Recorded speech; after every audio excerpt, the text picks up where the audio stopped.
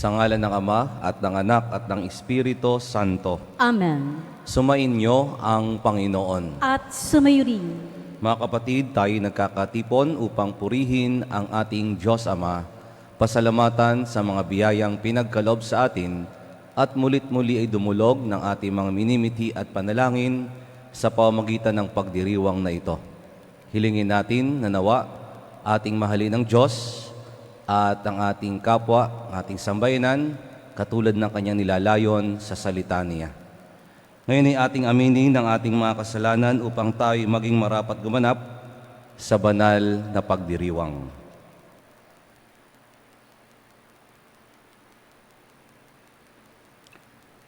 Inaamin ko sa makapangyarihang Diyos at sa inyo mga kapatid, na lubha akong nagkasala sa isip, salita, sa gawa at sa aking pagkukulang. Kaya isinasamo ko sa mahal na Birheng Maria, sa lahat ng mga anghel at mga banal, at sa inyo mga kapatid na ako'y panalangin sa Panginoong ating Diyos. Kawaan tayo ng makapangyarihang Diyos, patawarin tayo sa ating mga kasalanan, at patnubayan tayo sa buhay na walang hanggan. Amen.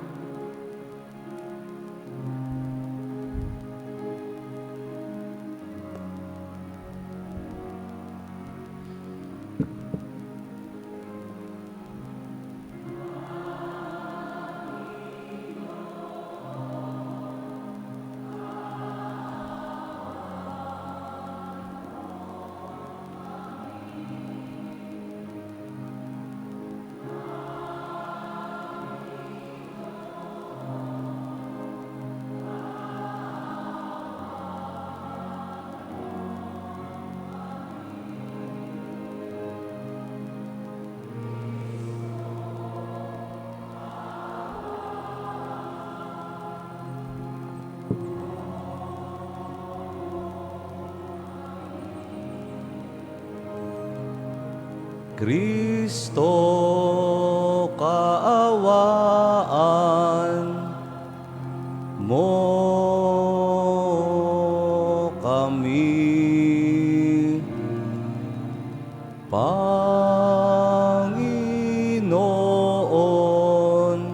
kaawaan mo kami.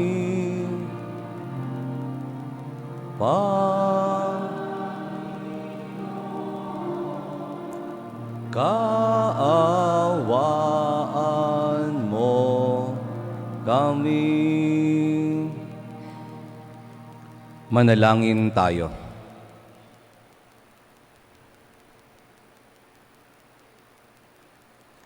Ama naming makapangyarihan, ang iyong paglingap ay di nagkukulang sa iyong pagsubaybay sa tanan. Iniluluhog naming iyong pawiin ang tanang makapipinsala sa amin, at iunawang panatilihin ang pagkinabangan naming walang maliw. Sa pamamagitan ni Jesucristo, kasama ng Espiritu Santo, magpasawalang hanggan. Amen. Ang lahat po ay magsiupo.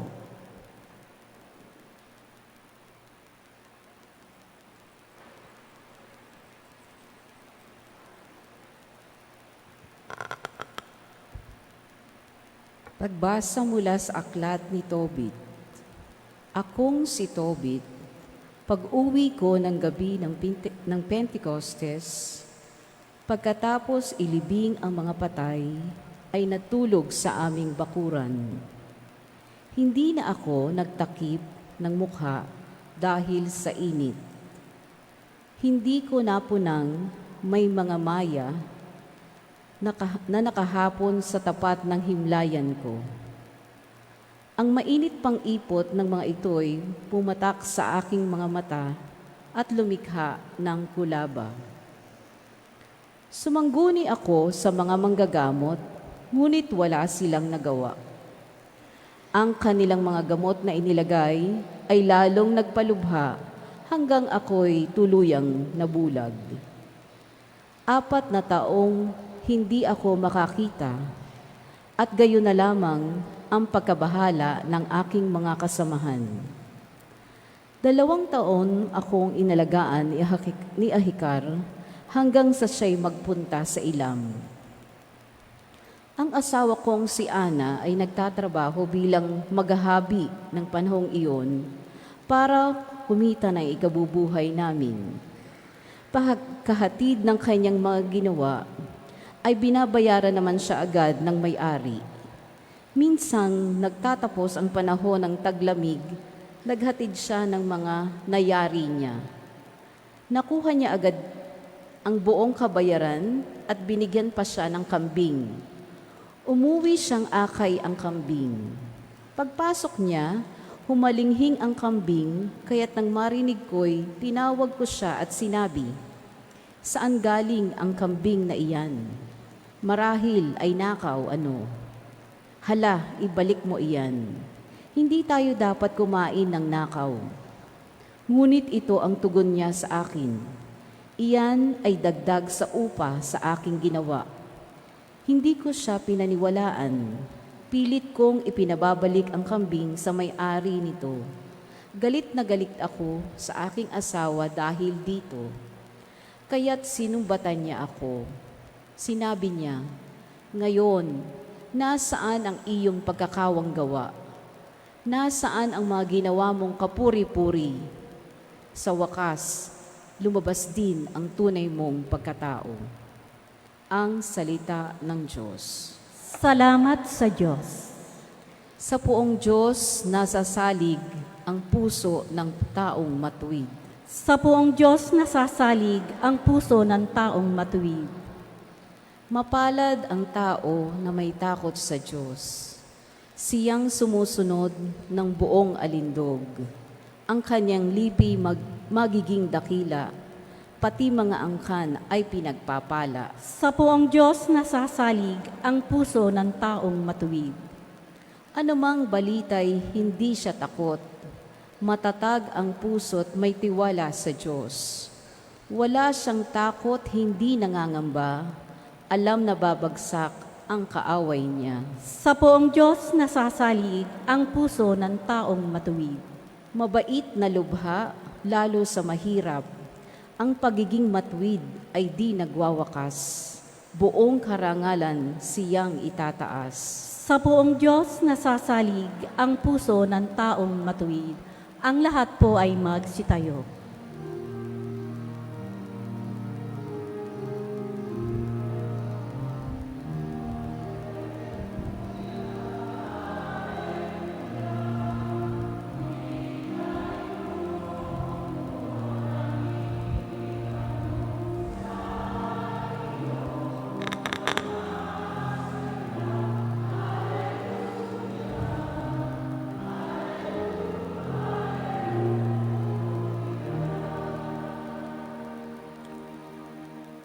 Sumainyo ang Panginoon. At sumayo rin. Ang mabuting balita ng Panginoon ayon kay San Marcos. Papuri sa iyo, Panginoon. Noong panahong iyon, ilang pariseyo at ilang kampon ni Herodes ang pinapunta kay Jesus upang siluin siya sa kanyang pananalita. Lumapit sila sa kanya at ang sabi, "Guro, na nalalaman po namin kayo ay tapat at walang pinangingimian, sapagkat pareho ang pagtingin ninyo sa lahat ng tao at itinuturo ninyo kung ano ang kalooban ng Diyos sa mga tao. Naayon po ba sa kautusan ang pagbabayad ng buwis sa Cesar? Dapat ba kaming bumuwis o hindi?" Ngunit batid ni Jesus na sila'y nagkukunwari. Kaya't sinabi niya sa kanila, "Bakit ba ninyo akong ibig siluin? Bigyan ninyo ako ng isang denaryo. Titingnan ko." At kanilang binigyan siya. "Kaninong larawan at pangalan ang nakaukit dito?" tanong ni Jesus. "Sa Cesar po," tugon nila. Sinabi ni Jesus, "Ibigay ninyo sa Cesar ang sa Cesar at sa Diyos ang sa Diyos." At sila'y namangha sa Kanya. Mga kapatid, ang mabuting balita ng Panginoon. Pinupuri ka namin, Panginoong Hesukristo. Ang lahat po ay magsiupo. Magandang umaga po sa inyong lahat. Magandang umaga po, Padre. Sinabi sa atin ngayon ng ating Panginoon Kristo, ibigay ninyo sa Cesar ang sa Cesar at sa Diyos ang sa Diyos. Ito po ay isang paraan ng pagtuturo ng Panginoon Kristo to give God what we owe to Him, our obligation, and what we also owe to our neighbors, to our brothers and sisters, as also our obligation. At sa pamagitan ng pagtatanong ng mga tao, kailangan po ba nating magbuwis? Kailangan po ba namin magbuwis? Ang mga Hudiyo po, gayon din ang mga foreign rulers, meron po silang religious dispute, religious state dispute.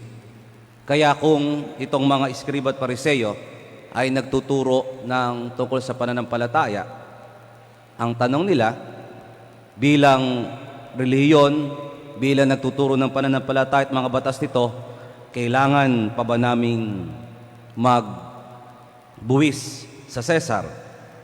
Ito po ay kasama na ang paraan para ang ating Panginoon Kristo ay makunan ng mga salita na siya na rin gagamitin nila para isakdal siya. Kaya sinabi ng Panginoon Kristo, bigyan niyo ako ng isang denaryo. Ang salapi, ang nakaukit sa mga salapi, lalo tigit nung unang panahon, ay nagsasabi ho ng political power. Kung kaninong mukha, pangalan ang nakaukit sa iyong salapi, siya'y nasasakupan. Ika'y nasasakupan ng mga taong ito. Katulad po ngayon, siyempre pag tayo nagbabayad, ang gamit nating salapi ay mayroong mga pangalan at mga significant characters at mga features ng ating bansa. Ibig sabihin, tayo ay Pilipino. Ganon din po sila. Yung nakaukit, yung nakalimbag, yung pangalan na meron sa salapi nila, ang siyang mayroong kapangyarihan sa kanila. Kaya sabi ng Panginoon, kanino bang larawan ang nakaukit diyan? Sa Cesar po. Kaya ibigay sa Cesar ang sa Cesar at sa Diyos ang sa Diyos. Our obligation to our country, to our brothers and sisters, and our obligation to God. Hindi po tayo inihiwalay ng Diyos na maging mabuting tao. Pero ang sinasabi niya, hindi lamang sa pagiging mabuting tao, kundi sa pagiging banal na tao. Tayo man ay nakatira dito sa mundo, pero hindi tayo para dito lamang sa mundo. Tayo ay mga anak ng Diyos. Kaya sa pagdiriwang hong ito, katulad ng paalala niya sa mga iskriba at pariseyo, pinalalahanan niya tayo ng ating dapat ibigay, dapat ibalik, dapat gawin sa ating bansa, sa ating kapwa, at sa Diyos. Sa ating pong bansa, what rightfully belongs to our country, to our nation, to our people, yung isipin ang kabutihan nito. At ito po ay lagi nating ipinapahayag sa tuwing tayo maghahalal ng ating mga government officials at yung pagtupad sa mga batas ng ating bansa, lalo tigit para sa ating mga Pilipino, ang pangangalaga natin sa ating kalikasan. These words of the Lord, ibigay sa Cesar ang sa Cesar at sa Diyos ang sa Diyos, ay mayroon pong mas malalim pang kahulugan. Katulad ng sinabi ko kanina, kung kaninong mukha ang nasa ating ginagamit na pera para sa ating pangaraw-araw na gastusin, we too have been stamped with God's image. Nung pong tayo ay bininyagan, tayo binuhusan ng tubig pambinyag, nilinis ang kasalanang naghahadlang kumuha ng buhay ng Diyos. At tayo ay naging muling anak ng Diyos, lalo tigit nung tayo ay nilangisan. Dinadasal doon po ng pari sa pagpapahid ng langis, lumulukob ang Espiritu Santo para muling isilang tayo sa binyag na magkakaroon tayo ng buhay na pakikibahagi sa pagkapari ni Kristo, pagkahari ni Kristo, at pagkapropeta ni Kristo. So ito po naman yung tutugon at sasagot kung ano ang ating obligasyon sa Diyos, kung ano ang dapat nating ibigay sa Diyos. Yung pagtupad sa ating misyon, sa ating responsibilidad. Pagiging hari na tayo nakikibahagi kay Kristo. Yung paggabay natin sa ating kapwa. Sapagkat siya bilang hari, ginabayan niya ang sambayanan patungo sa kaharian ng Diyos. Yung pagiging pari, yung ipagdasal natin ang ating kapwa. Na ginagawa natin ito dito sa misa. May panalangin ng bayan, pinagdalasal natin ang ating mahal sa buhay, ang ating pamilya, ang mga taong humihingi sa atin ng panalangin. At ang pagiging propeta, yung pagpapahayag ng salita na ating napakinggan dito sa simbahan, patungo sa ating gawain sa maghapon, sa bahay, sa komunidad nating kinabibilangan, sa opisina na ating pinaglilingkuran. Napakaganda po ng halimbawa ni San Antonio sa pagbabalik sa kapwa at pagbabalik sa Diyos ng nararapat. Una po, kanyang tinuruan ang mga bata na akala ng marami ay wala ng kinabukasan. He educated with the lessons of the world and the lesson of the Word of God ang mga bata na kanyang nakita, nilalampasan ng mga tao, at sila po ay naging mabubuting lingkod din naman ng simbahan. At gayon din, sa kabila ng kanyang kayamanan at kagandahan ng estado sa buhay, kanya itong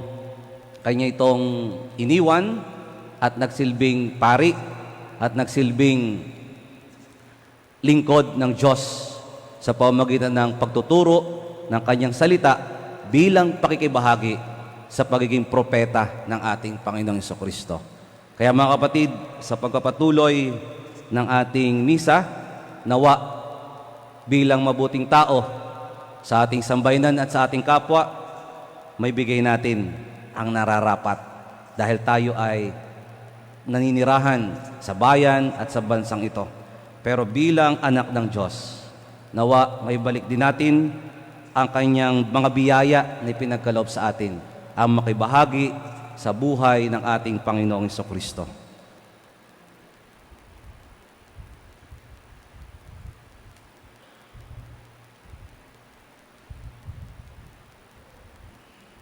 Ang lahat po ay magsitayo.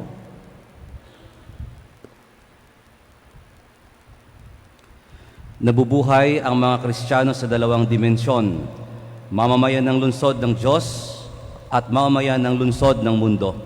Manalangin tayo na maituon natin ang ating mga puso sa walang hanggang katapusang kaharian na darating para sa pangailangan ng mundong ito. Ang ating itutugon, Panginoon, dinggin mo ang aming panalangin. Panginoon, dinggin mo ang aming panalangin. Ang mga pinuno at miyembro ng simbahan, naway maging makatotohanan sa kanilang tungkulin na maging mga propetang saksi laban sa mga di makataong krimen at kawalang katarungan. Manalangin tayo sa Panginoon. Panginoon, dinggin mo ang aming panalangin. Ang mga pinuno ng gobyerno, naway makatarungang gamitin ang mga bagay na para sa Sesar. Manalangin tayo sa Panginoon. Panginoon, dinggin mo ang aming panalangin. Ang mga pinuno at mamamayan ng komunidad, naway magkaroon ng kamulatang ukol sa kanilang tungkulin bilang mga taong dapat na magbayad ng buwis at mga taong dapat makilahok ng malinis sa pagboto sa eleksyon. Manalangin tayo sa Panginoon. Panginoon, dinggin mo ang aming panalangin. Ang mga may sakit, naway maunawaan na nagiging isang dakilang biyaya ang kanilang paghihirap kapag iniugnay sa paghihirap ni Kristo. Manalangin tayo sa Panginoon. Panginoon, dinggin mo ang aming panalangin. Yaong mga tumawid na sa pinto ng kamatayan, naway makarating sa walang hanggang lunsod sa langit. Manalangin tayo sa Panginoon. Panginoon, dinggin mo ang aming panalangin. Panginoon ng kasaysayan, inilalagay namin sa iyong pagkalinga ang aming mga kahilingan. Nalalaman namin ang lahat ng mga tao at panahon, pangyayari ay napapaloob sa iyong kalooban. Hinihiling namin ito sa pamagitan ni Kristo ang aming Panginoon. Amen. Ang lahat po ay magsiupo.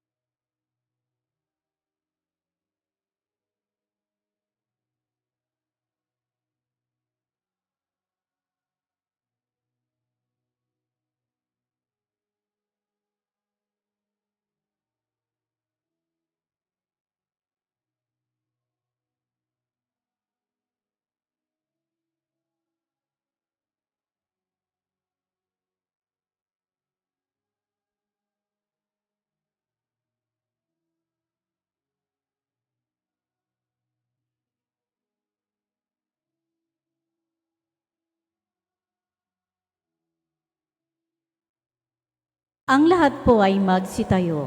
Manalangin kayo mga kapatid upang ang paghahain natin ay kalugdan ng Diyos Amang makapangyarihan. Tanggapin nawa ng Panginoon itong paghahain sa iyong mga kamay sa kapurihan at karangalan sa ating kapakinabangan at sa buong sambayanang banal. Ama naming lumikha, sa iyong katapatan kami nagtitiwala. Ngayong ang mga alay aming inihahanda at inihahain dito sa banal mong dambana. Sa kagandahang loob mong sa aming dumadalisay, kami naway makaganap ng may malinis na kalooban sa paglilingkod namin sa banal na pagdiriwang sa pamamagitan ni Jesucristo, kasama ng Espiritu Santo magpasawalang hanggan. Amen. Sumainyo ang Panginoon. At sumayuri. Itaas sa Diyos ang inyong puso at diwa. Itinaas namin sa Panginoon. Pasalamatan natin ang Panginoong ating Diyos. Marapat na siya'y pasalamatan. Ama naming makapangyarihan, tunay ngang marapat na ikaw ay aming pasalamatan. Sa iyong paglingap at kagandahang loob, ang tao'y nilikha mo't pinangangasiwa sa sansinukob. Sa hangad mong siya iwastong lubos, siya'y pinagdusa mo sa kanyang pagtalikod. Sa iyong paggiliw, iyong ipinahintulot na makabalik siya sa pamamagitan ni Kristo Jesus. Kaya kaysa ng mga anghel na nagsisiawit ng papuri sa iyo nang walang humpay sa kalangitan, kami nagbubunyi sa iyong kadakilaan.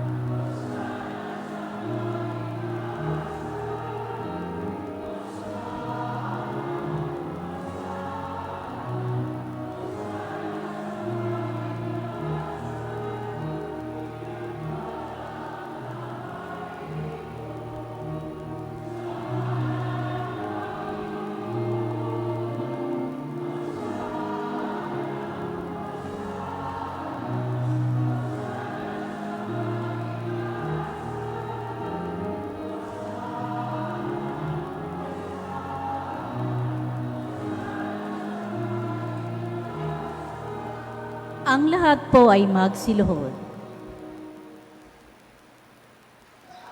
Ama naming banal, ikaw ang bukal ng tanang kabanalan.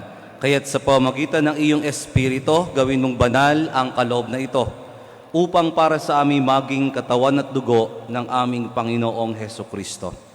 Bago niya pinagtiis ang kusang loob na maging handog, hinawakan niya ang tinapay, pinasalamatan ka niya. Pinaghati-hati na iyon, iniabot sa kanyang mga alagad at sinabi, "Tanggapin ninyong lahat ito at kanin, ito ang aking katawan na ihahandog para sa inyo."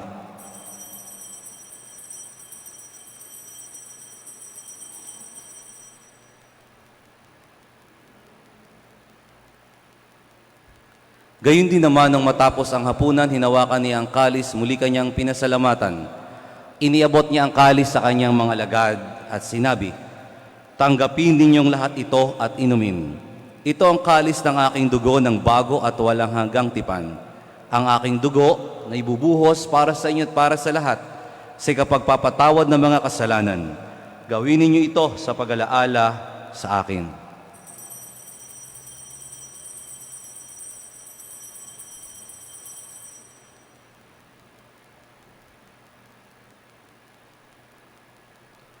Ipagbunyi natin ang misteryo ng pananampalataya.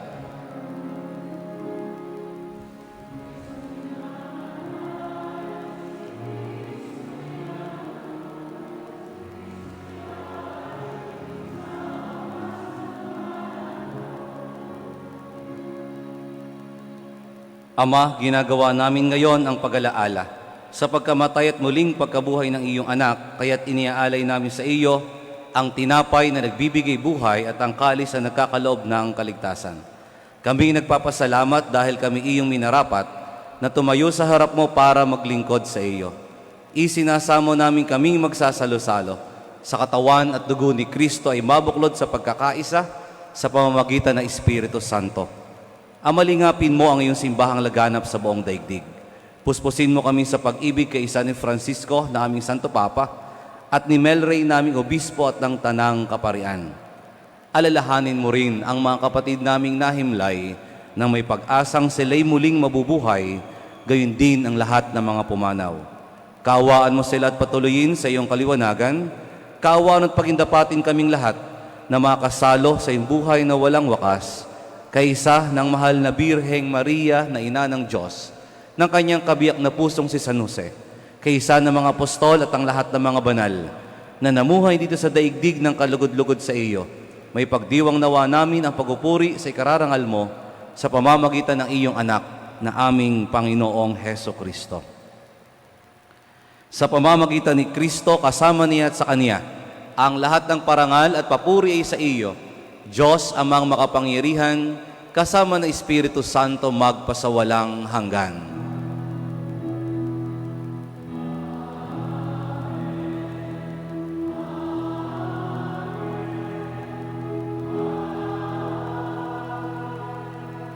Ang lahat po ay magsitayo. Sa tagubili ng mga nakagagaling na utos at turo ni Jesus na Panginoon natin at Diyos, ipahayag natin ng lakas loob.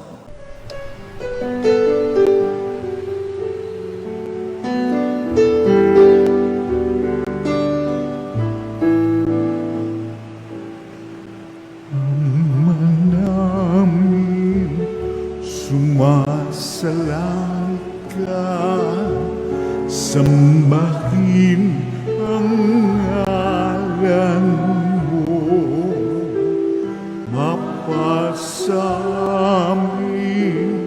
ang kaharian mo, sundin ang loob mo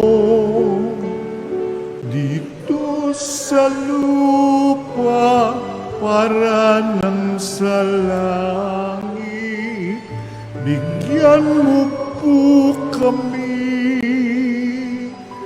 ngayon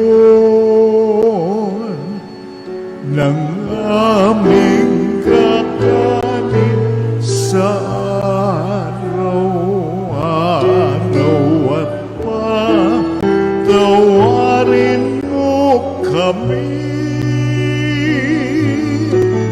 sa aming mga sala, para ng pagpapatawad namin sa nagkakasala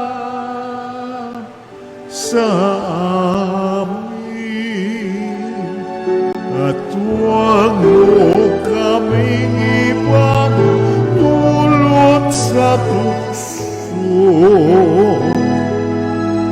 at yadya mo kami sa lahat.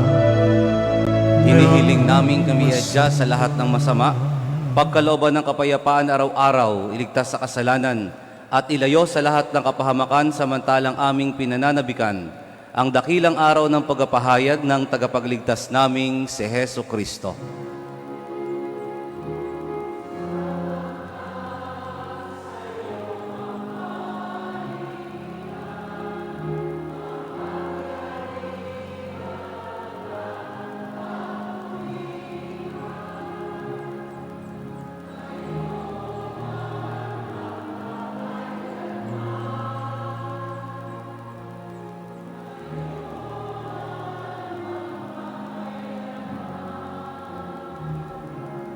Panginoong Kristo, sinabi mo sa iyong mga apostol, kapayapaan ang iniiwan ko sa inyo, ang aking kapayapaan ang ibinibigay ko sa inyo.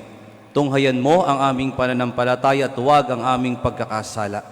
Pagkalooban mo kami na kapayapaan at pagkakaisa ayon sa iyong kalooban.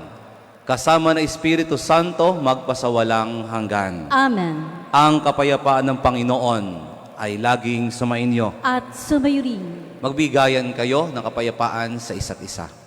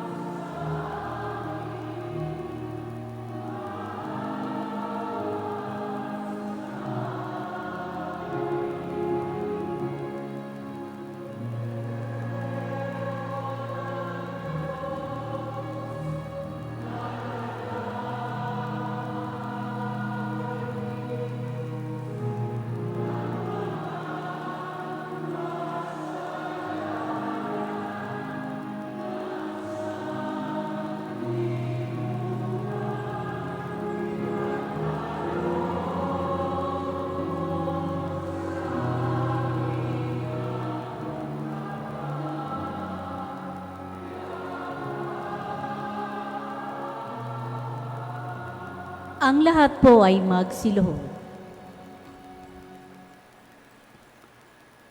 Ito ang kordero ng Diyos, ito ang nag-aalis ng kasalanan ng sanlibutan, mapalad ang mga inaanyahan sa kanyang piging. Panginoon, hindi ako karapat-dapat na magpatuloy sa iyo, ngunit sa isang salita mo lamang ay gagaling na ako.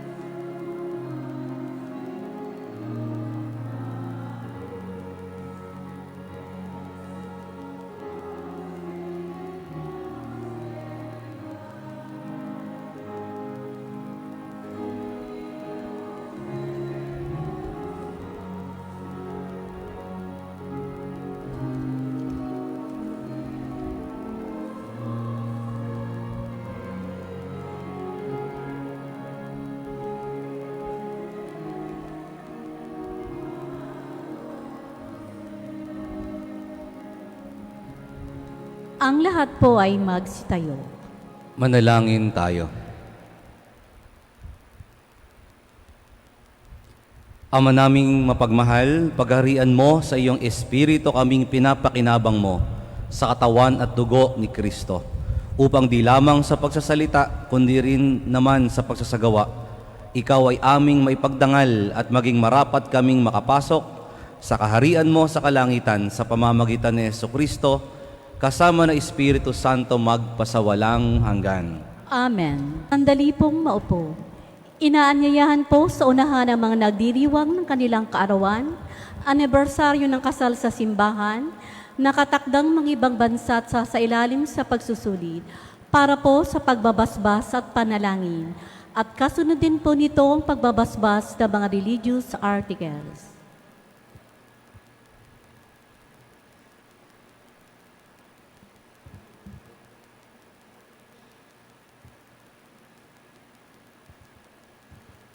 Ama naming mapagmahal sa nagmumulang lahat ng mabubuting bagay, hinihiling naming basbasan mo ang mga kapatid namin ito na nagdiriwang ng kanilang kaarawan, anibersaryo ng kasal, nakatakdang mga ibang bansa sa ilalim sa pagsusulit. Pagkalooban mo sila ng mas mahaba at makahulugang buhay, mabuting kalusugan, mapayapang kalooban, maliwanag na kaisipan, mga tapat na kaibigan, maayos na puwet kaligtasan sa anumang kapahamakan. Hinihiling namin ito sa pamamagitan ni Kristo ang aming Panginoon. Amen. Naway gawaran ng Diyos ang pagpapala, mga kasangkapan sa panalangin, upang ang mga ito ay maging gabay sa pagtahak sa kabanalan at paghahangad ng buhay sa kalangitan, sa pamamagitan ni Kristo, kasama ng Espiritu Santo, magpasawalang hanggan. Amen.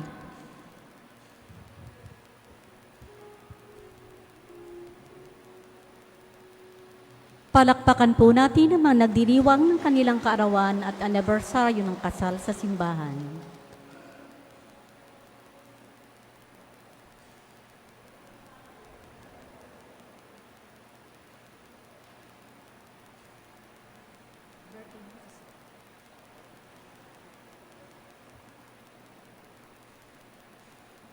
Ang lahat po ay magsitayo.